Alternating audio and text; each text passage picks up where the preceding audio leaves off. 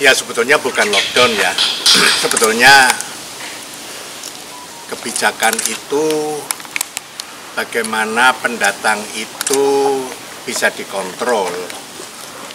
Yang bersangkutan itu negatif atau positif untuk virus corona.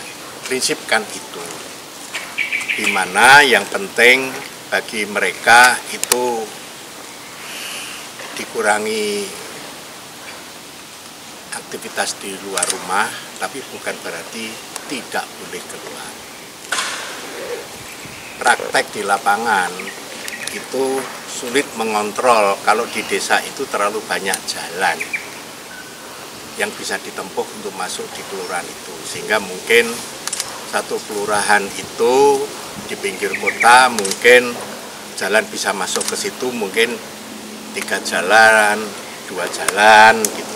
Nah, bagaimana akhirnya kalau 3 jalan yang 2 ditutup sehingga hanya ada 1 jalan, dengan harapan dengan 1 jalan itu memudahkan ngontrol siapa. Bagi saya itu no problem ya. Dan yang kedua, begitu masuk didata dia siapa dan sebagainya dengan keluarganya ya, dimungkinkan untuk dia mengurangi pergi keluar, tinggal di rumah, bukan berarti tidak boleh keluar. Karena ada kalimat, kalau merasa tidak sehat, periksa ke rumah sakit atau puskesmas. Berarti dia bisa datang ke puskesmas, kan gitu. Bukan tenaganya yang datang. Ya, berarti kalau apa? Kalau dia perlu masak di rumah, dia bisa belanja, kan gitu. Tapi untuk dia berkumpul beramai-ramai dan sebagainya dihindari, kan gitu. Jadi sebetulnya itu bukan lockdown. Kalau lockdown itu totally dia isolasi, tidak boleh keluar dan tidak boleh masuk, gitu loh. Kalau itu yang terjadi, berarti apa? Yang memerintahkan lockdown itu harus memberi makan kepada setiap orang, kan gitu. Lu ya toh, ya kan? Nah, kalau dia memerlukan sesuatu harus difasilitasi, kan gitu. Karena yang tidak boleh keluar rumah itu berarti dia nggak bisa makan, harus ada orang yang menghantarkan makanan itu, kan gitu. Nah itu kan dihindari. Kalau seperti itu yang terjadi, ekonominya juga hancur di wilayah itu. Gitu. Jadi itu tidak kita lakukan. Tadi itu kita dialogkan sama Bapak Presiden. Bagaimana menyikapi terhadap pendatang dan mudik.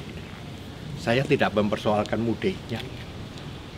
Yang saya persoalkan di pemudik itu, wong mau ketemu saudaranya, mau kembali ke tempatnya nggak boleh. Biarin aja. Yang penting dia bisa kita kontrol dan dia bisa mendisiplinkan diri untuk tidak menular kalau dia positif, kan gitu. Itu yang penting itu bukan di lockdown. Tapi faktanya yang terjadi di Jogja itu seperti itu. Tidak ada virus corona lokal. Yang ada orang Jogja keluar pulang bawa virus. Sehingga sebelum 10 hari dari sekarang itu kira-kira 300 hampir 400 saja yang OPD. Itu. Tapi sampai 10 hari terakhir ini jadi 1870. Mayoritas itu pendatang. Itu. Ya kan? Saya tidak mempersoalkan itu pendatang atau tidak, tapi bagi dia motivasinya jadi pendatang itu apa? Pendatang kan belum tentu mau mau mudik, itu kan belum tentu hanya mau ketemu keluarga. Mungkin karena dia pedagang di Jakarta, karena zona merah resort tidak laku dagangannya, daripada begitu lebih baik pulang. Mungkin di Jakarta di PHK, ya lebih baik daripada beban hidupnya Jakarta mahal, mulih wae kan, masa mulih ora oleh, saya bilang gitu. Jadi motifnya kan macam-macam. Bagi saya tidak saya persoalkan. Yang penting saya menyampaikan bahwa Presiden katakan kota mana, wilayah mana yang merah,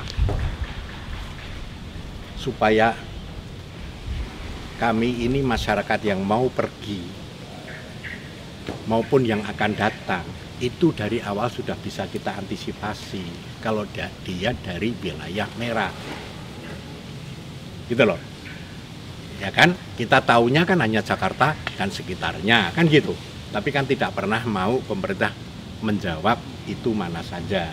Jangan bagi kami itu untuk menyusun kebijakan. Tuh. Ya kan, sehingga karena tidak ada gubernur se-Jawa itu yang mengatakan kami tidak mau menerima pendatang, itu nggak ada, gitu loh. Berarti apa? Ruang itu dibuka, hanya sekarang perlu diatur, ya kan? Seperti yang saya sampaikan, dengan ditentukan itu jangan sampai terjadi. Ya, nanti ini merah, sudah bisa jadi hijau, tapi ternyata hijau ini masuk ke kawasan merah, atau sebaliknya, dari yang tidak merah ini hijau, masuk ke kawasan merah, jadi merah, ya kan? Yang sini juga jadi merah semua, berarti apa? Berpindah, bukan motong menyelesaikan, tapi justru virus itu berpindah-pindah dari yang merah ke yang hijau, bukan diputus. Ini tapi beban ini ada di daerah, gitu loh, bukan di Jakarta lagi, ya kan? Nah sekarang bagaimana diatur? Mestinya kalau itu dinyatakan zona merah, ya mestinya pengaturan bis umum sama mobil pribadi ya diatur.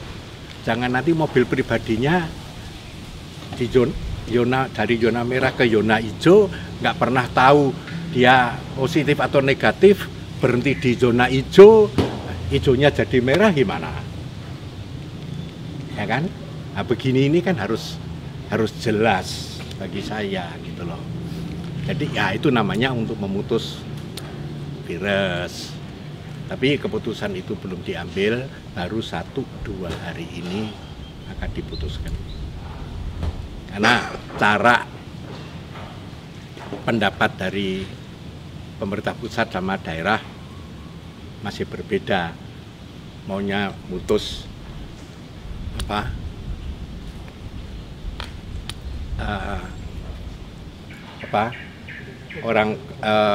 orang mudik, tapi ternyata di Jawa ini gubernur pun tidak ada yang mengatakan kami tidak akan terima, gitu loh. Sehingga kebijakan itu berubah, ya kan? Sehingga pengertiannya adalah mungkin tidak menggunakan kalimat karantina, karena pengertian karantina bagi pemerintah pusat itu totale, sedangkan faktanya bukan total, gitu loh. Nah, sehingga tadi ada kesepakatan namanya pembatasan sosial, tidak menggunakan kalimat karantina lagi. Nanti tidak pengertiannya karantina itu atau isolasi itu included sama dengan lockdown, yang sebetulnya dalam kebijakan kan tidak seperti itu, gitu. Gitu. Itu aja. Belum ada rencana penutupan perbatasan DIY? Enggak. Memang ya pandangan pemerintah pusat tadi mengatakan, ya kan, ada yang pembatasan wilayah, ada yang pembatasan wilayah itu yang dimaksud provinsi, tapi ada yang kota. Tapi juga tadi dikatakan, disebutkan seperti Jogja sama Jawa Tengah itu di kelurahan, kan gitu. Ya melihatnya Presiden tadi sepertinya yang di kelurahan itu lebih efektif karena lebih dikenal oleh kepala desa maupun dukuh siapa warganya itu. Tapi saya sampaikan pengertian karena bukan eksklusif close, enggak. Tetap dasarnya menjaga jarak, hidup bersih, kalau sakit silahkan lapor ke rumah sakit atau puskesmas memeriksakan diri, kan gitu. Tapi menutup itu pengertiannya hanya satu jalan, bukan semua jalan ditutup. Gitu loh. Satu jalan itu supaya mudah karena tenaganya terbatas untuk mendata orang yang datang itu siapa dengan keluarganya siapa gitu. Itu aja gitu. Atau dalam apa mungkin ada bantuan khusus untuk pekerja informal seperti tukang becak itu kan penghasilannya bisa dibilang sama sekali tidak ada. Ya, kita tadi sudah kita bicarakan juga di situ. Kita harus melakukan realokasi anggaran.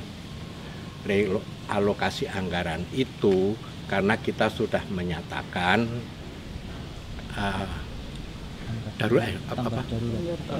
tanggap darurat. Kalau siaga darurat itu nanti yang bisa dihabiskan hanya yang dialokasikan untuk dana tak terduga. Nek dana tak terduga nih 5 miliar ya mengentai 5 miliar gitu loh. Tapi kalau dinyatakan tanggap darurat itu bisa melakukan realokasi anggaran.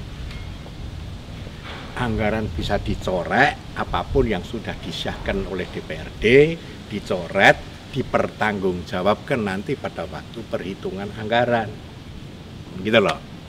Berarti masih dimungkinkan untuk cari dari 5 miliar tadi. Misalnya ini sudah April, mungkin dana perjalanan dinas bisa dihemat, coret, kan gitu, kurangi. Nah, mungkin apalagi yang mungkin masih bisa dikurangi, nah, itu jumlahnya berapa? 10, 15, 20, atau 50? Ya sudah, 50 berarti plus 5, kan bisa gitu. Nah, perkara 50 itu nanti untuk membangun jaringan sosial, ya kan? Entah untuk bantu tukang beca atau mungkin jalan padat karya dan sebagainya. Nah, tergantung bagaimana kita koordinasi sama kabupaten kota dan desa untuk melakukan program-program itu, kan gitu. Tapi makanya saya minta kabupaten kota ikuti keputusan gubernur tanggap darurat itu, ditedak untuk mengeluarkan keadaan darurat kabupatennya. Gitu loh. Dengan pernyataan itu boleh melakukan realokasi anggaran. Gitu. Kalau enggak ya enggak bisa, engkau temuan kan. Ya, mekanisme ini harus saya juga nggak mau nanti temuan BPK.